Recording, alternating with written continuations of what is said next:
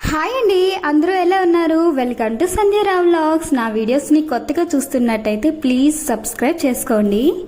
మన బెంగాల్లో veg fried rice ఇంకా చిల్లీ పన్నీర్ చాలా బాగుంటుందన్నమాట. మన బెంగాలీ స్టైల్లోనే మేము కూడా ఇంట్లోన చిల్లీ పన్నీర్ అలానే వెజ్ పులావ్ చేసుకున్నాము. మరి మేము ఎలా చేసుకున్నామో మీరు కూడా చూసేయండి.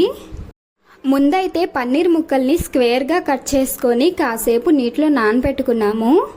నానబెట్టుకున్న పన్నీర్ ముక్కల్ని వాటర్ లేకుండా ఒక బౌల్లో తీసుకొని కాస్త ఉప్పు, పసుపు, మిరియాల పొడి, కలర్ కోసం కాశ్మీర్ రెడ్ చిల్లీ పౌడర్ని యాడ్ చేసుకున్నాము.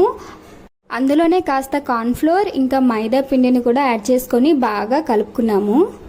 కడాయిలో ఆయిల్ వేసుకొని పన్నీర్ ముక్కల్ని వేసి డీప్ ఫ్రై చేసుకున్నాము.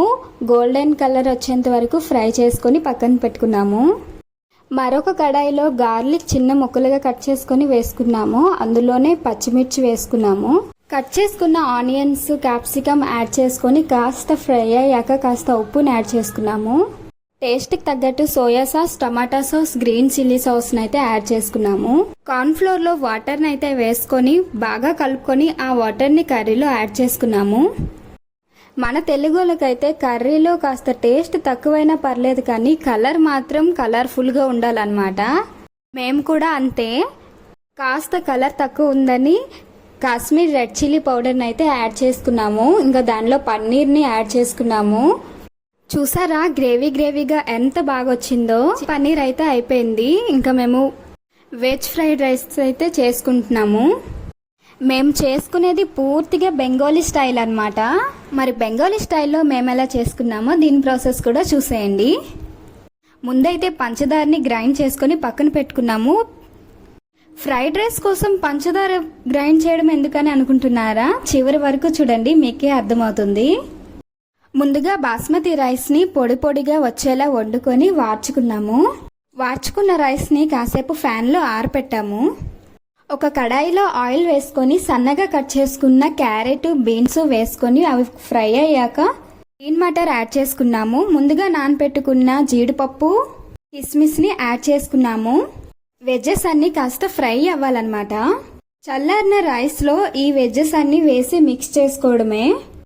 రైస్లో వెజ్జెస్ అన్ని వేసాక కాస్త మిరియాల పొడి అలానే ముందే మిక్సీ చేసుకున్న పంచదార పొడిని అయితే యాడ్ చేసుకున్నాము. పంచదార పొడిని యాడ్ చేసుకోవడం వల్ల కాస్త తీపిగా ఉంటుంది, కానీ టేస్ట్ అయితే చాలా బాగుంటుంది. బెంగాలీ వాళ్ళు ఎక్కువగా తీపి తింటారనమాట. ఏ రెసిపీలోనైనా తీపి కాస్త ఉండాల్సిందే. కానీ బెంగాలీ స్టైల్లో ఈ ఫ్రైడ్ రైస్ చాలా బాగుంటుంది. ఒకసారి మీరు కూడా ట్రై చేయండి, ఎంత బాగుంటుందో మీకే తెలుస్తుంది. చిల్లీ పన్నీర్ ఇంకా ఫ్రైడ్ రైస్ కాంబినేషన్ అయితే చాలా బాగుంటుందన్నమాట. ఇది మా సియాన్ ప్లేట్, హాట్ ప్లేట్ అనమాట. ఎప్పుడు ఈ ప్లేట్లోనే తింటాడు. చాలా బాగుందని చెప్తున్నాడు. నాకు కూడా ఈ చిల్లీ పన్నీర్ ఇంకా ఫ్రైడ్ రైస్ చాలా నచ్చింది.